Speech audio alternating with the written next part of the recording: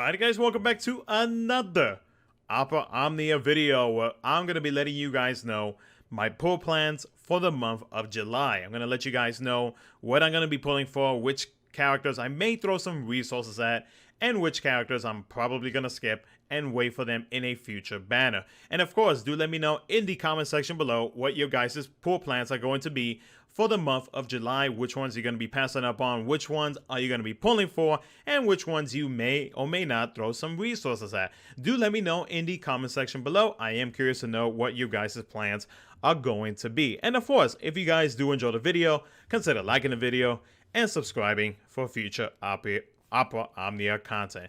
Now, of course, now that one or two banners have already passed us or they have already released, there's no point of me talking about them, and I'm talking about El Naj and Noel. So I'm just going to go ahead and move on and talk about the next upcoming event for Global, which is going to be Strago's Lost Chapter. Now, I double checked with Strago's to see if Strago's was going to get any type of change, or if he was going to get any type of rework, and he is not. The only thing that he is getting as of his Lost Chapter is going to be his Crystal level 80. The main character for his Lost Chapter is going to be Ashe, because Ashe is going to be getting her LD weapon, and she is getting a rework. Now, I'm not going to be talking about her rework. I'm just going to be talking about her LD weapon and her ability, because her ability really makes her shine, because it does a pretty good amount of stuff, and it makes her very much viable,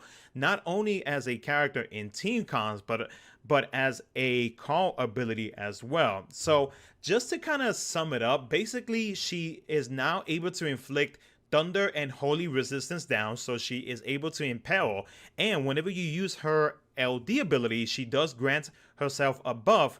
Not only does she provide buffs to herself, but she also provides a party type of aura from that buff, which will be able to help with overflow, elemental weakness damage up, HP regen for the party, and enchantment of thunder and holy. So now you have an enchanter for thunder and holy, which is nice.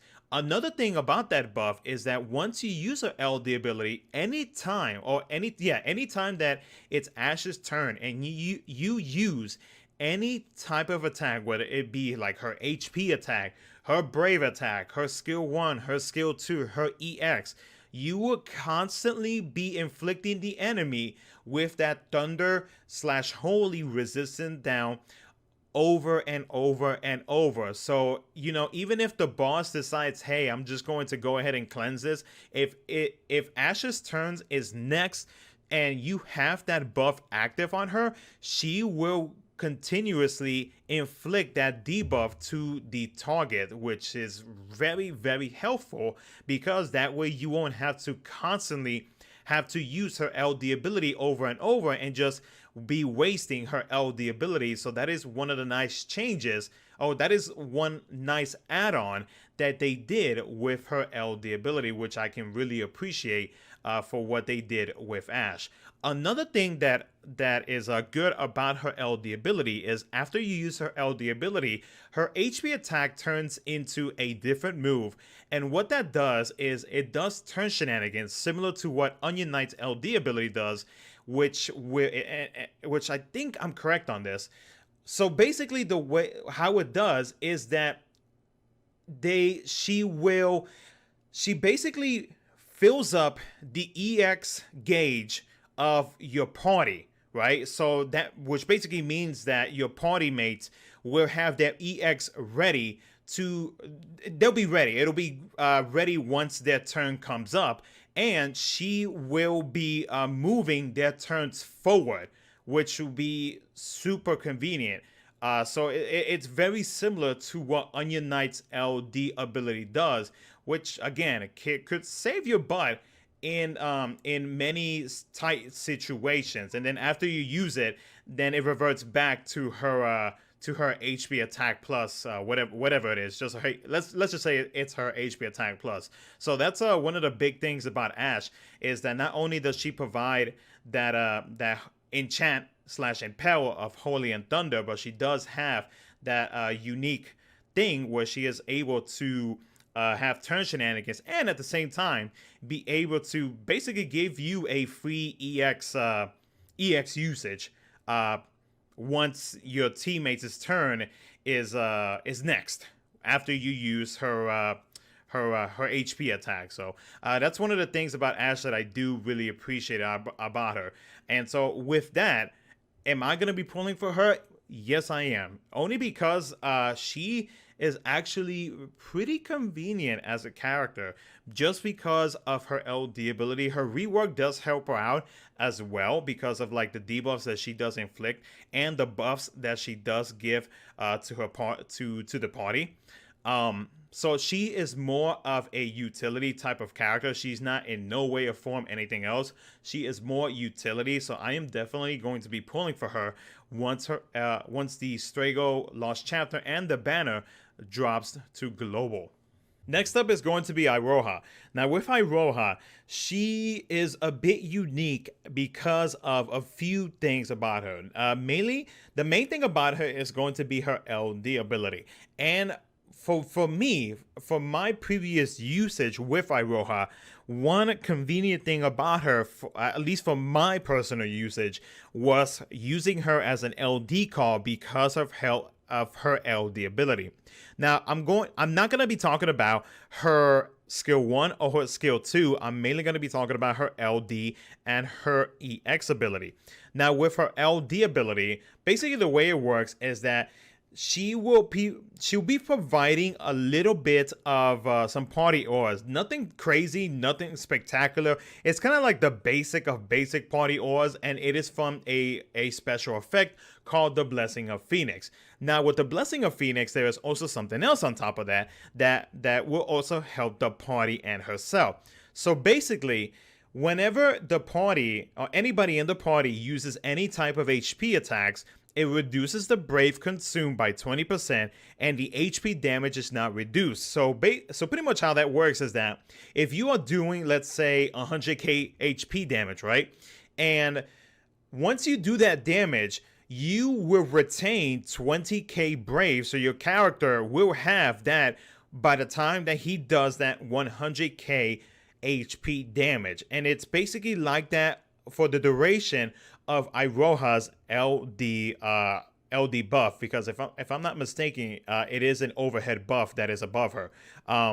So with that, it does come in handy, and it is very convenient for a lot of characters that do need that little bit of oomph, right?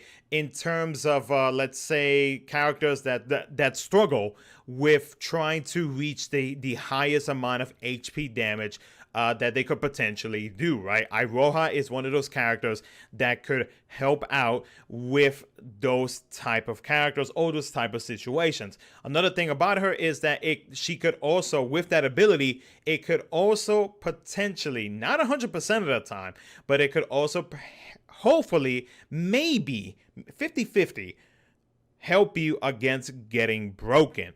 Maybe, just depending on, said fight, how everything is going on, etc., blah, blah, blah, blah, blah, details, little details like that. It just depends on what's going on, right? There's a couple other things, but, I'm not going to go too crazy in depth about it with Iroha. That'll be for her own video itself. But, like, that is one of, like, the key things about her is basically you'll be retaining a certain amount of Brave depending on the amount of HP damage that you are doing to the enemy.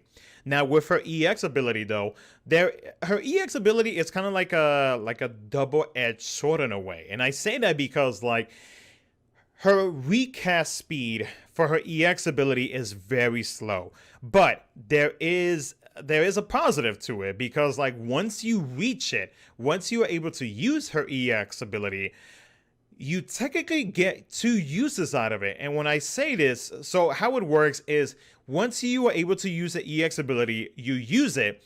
And then after that, you will get the plus version of it. And then you'll be able to use it again, once again. And there is a bit of a difference between both of them in terms of like the Brave hits.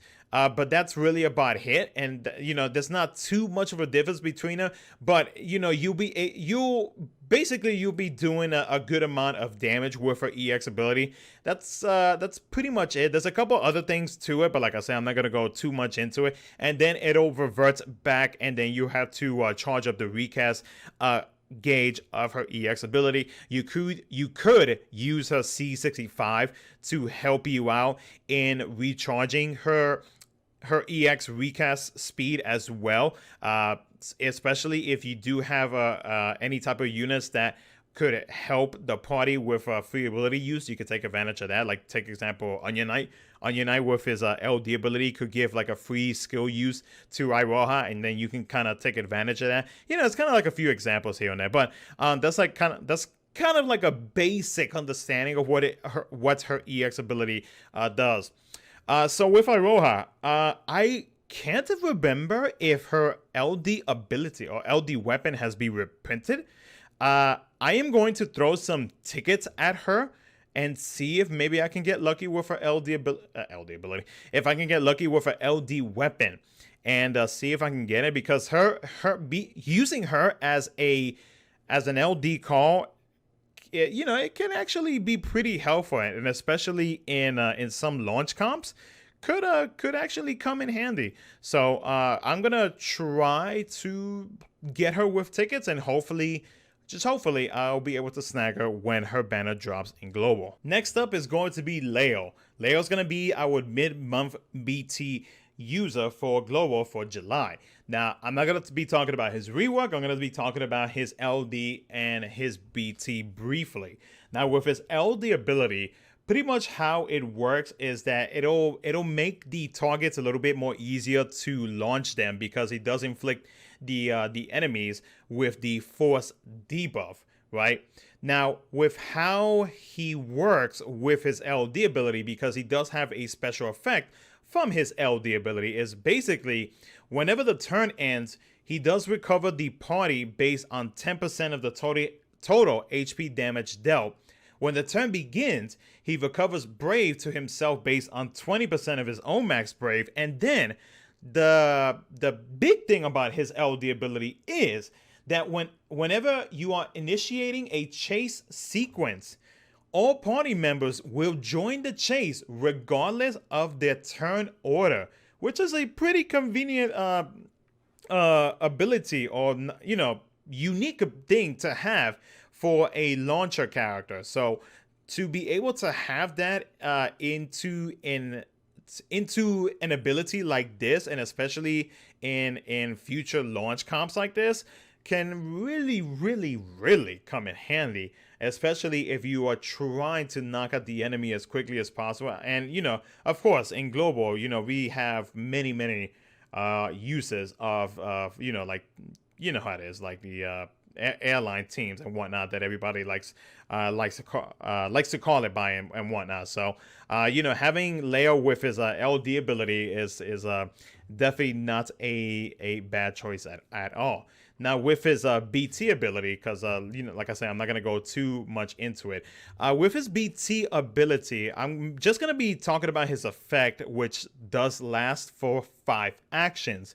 So it makes it easier to launch enemies. He does give an increase in the HP damage cap up, and he recovers Brave based on 10% of the total HP damage dealt after HP attack, and that only occurs once per turn, and you cannot stack this burst effect. So you could do some things with this burst effect. Well, in general, like with Layle's kit now, after he gets his rework, his LD and his BT, I mean, you could definitely make this so much better with like call abilities with other characters, so on and so forth, and you can potentially do some nasty things with his BT effect, his LD effect, definitely with the ability to launch and have everybody do damage no matter where they are at in the turn sequence.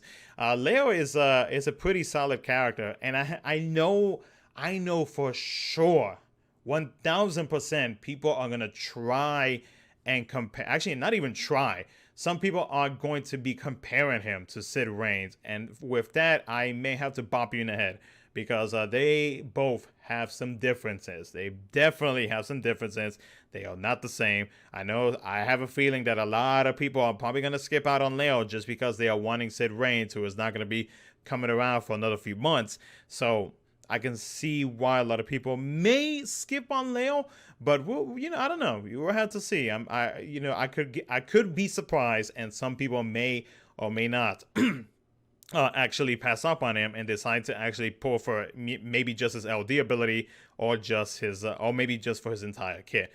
For me, myself, I want to at least get his LD ability. If I do get his BT on the way there, that'd be great, because I didn't get his BT in JP. I only got his LD ability, and I did just fine with only his LD weapon, not only for his event, but for the upcoming events where he was synergy. So, no, overall though, Layle with his chase sequence and everything like that, I mean, he's a fun unit, and he is convenient and can be very helpful for a lot of Lufenias.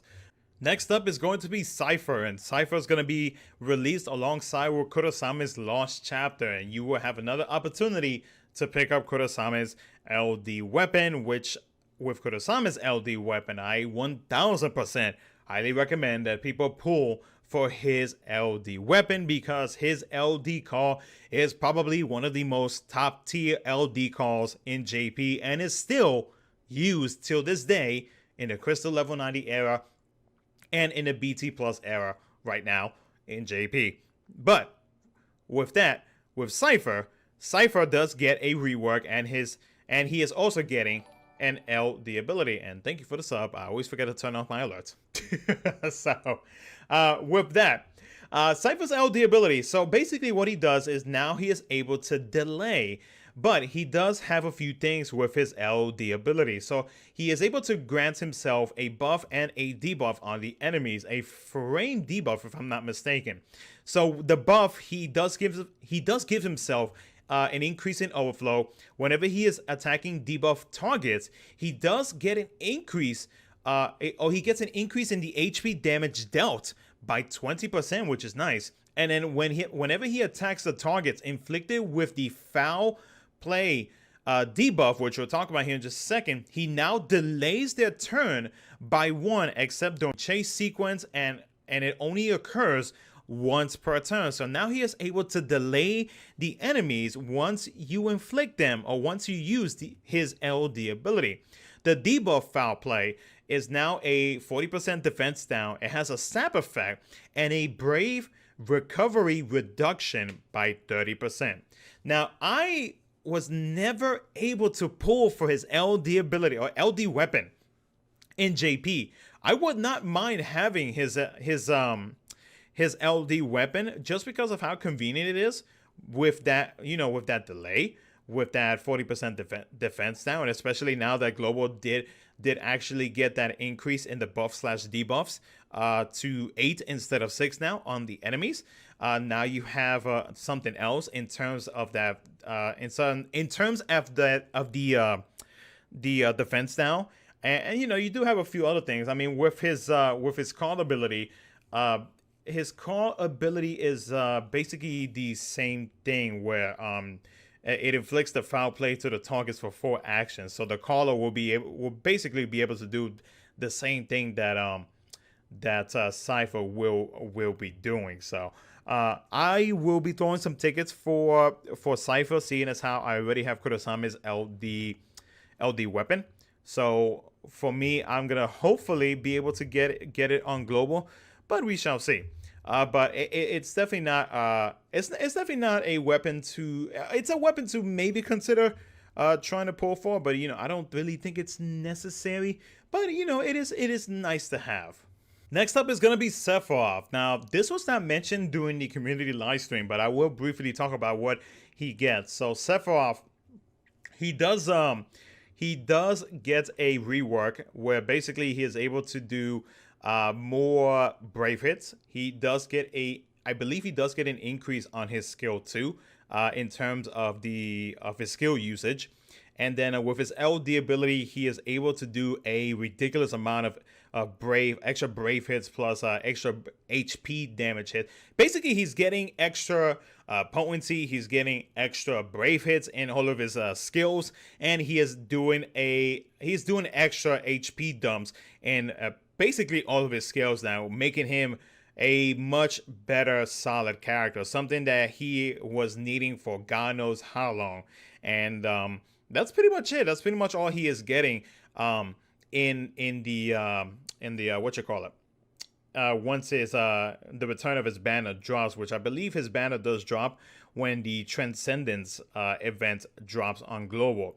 Also, alongside with Sephiroth is Warrior of Light. Warrior of Light returns as well, I believe, with his LD and his BT. Not 100% sure on the BT part, but just in case, I know for sure the LD does return. I'm not 1,000% sure with the BT, but for now we'll just stick with we'll stick with just the LD just to be safe. But both Sephiroth and Warrior of Light, they do get their crystal level 80, so they both of them will be able to use call abilities, and they will get LD boards and all that good stuff. So you'll be able to use Sephiroth's LD call and Warrior of Light's LD call, which really comes in handy, especially for those who pulled for his kit when his LD and BT first dropped. Now you'll be able to use his shields and whatnot as call abilities now. So for those who decided to pull back then, well, now you guys have his now you can pretty much use them as call abilities now, is what I'm trying to say. So yeah, so if you missed out on Sephiroth or Warrior of Light, you do have another opportunity to pick up either of their kits now, or I guess if you want to wait on them later. I don't think their weapons have been reprinted for a good while now,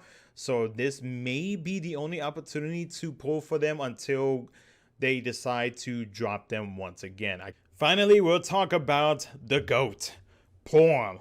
Now, Porom is like the GOAT of all GOATs in terms of the Lufenia Plus era, because of like how convenient her kit is. Like her kit really just saved everyone's butt during the Luffy Plus era. And I'm gonna tell you guys right now, like, she is definitely worth pulling for many reasons. Now, I'm not going to get into full details of her kit because there is a lot to it. She didn't get a rework, but her LD ability is pretty nasty because, like, the buff that she provides whenever you use it, because her LD ability does provide HP overflow, just like her EX ability. But with the buff from her LD ability, there was a couple things that she does, but now she has I guess you could say a follow-up attack after you use any ability with Porom. And how that works is that she reduces her enemy's brave based on 100% of her own current HP, and it is an AoE type of attack. So she'll basically be shaving a bit of brave on the enemies, just, and sometimes it could be a big amount, sometimes it could be a small amount. It just depends on the amount of HP. But like I said, I'm not gonna go too much into it because, like, she really does deserve her own video just because of like how good of a character she is. I am 1000% gonna be pulling for her, even though I didn't use her too much during the BT Plus era, just because, like, I don't know, I must just love to make myself suffer I must have made myself just, I don't know, I must have just enjoyed the suffering I gave to myself during the Luffy Plus era, because I had all these good characters, but for some odd reason I just never used them. But no, aside from that though, she is definitely worth pulling for. Whenever I do my in-depth video, I will definitely let you guys know as to why she is worth pulling for. But yes, I will be using gems to pick up her LD. Actually, no, I might use tickets just because I'm trying to build up my gem count. But I don't know. With her LD weapon being so good, I may just go for gems just because of how really good it is, especially for future viability. It's definitely something to have for the future. But yeah, that's good. With that, guys, that's gonna be it for the video. Again, let me know what you guys are gonna be doing for the month of July. What are you going to be pulling for the month of July? Let me know in the comment section below. Hopefully you guys enjoyed the video, and if you did, consider liking the video and subscribing for future operaomnia content. As always, thank you so much for watching, and I will catch you guys in my next video.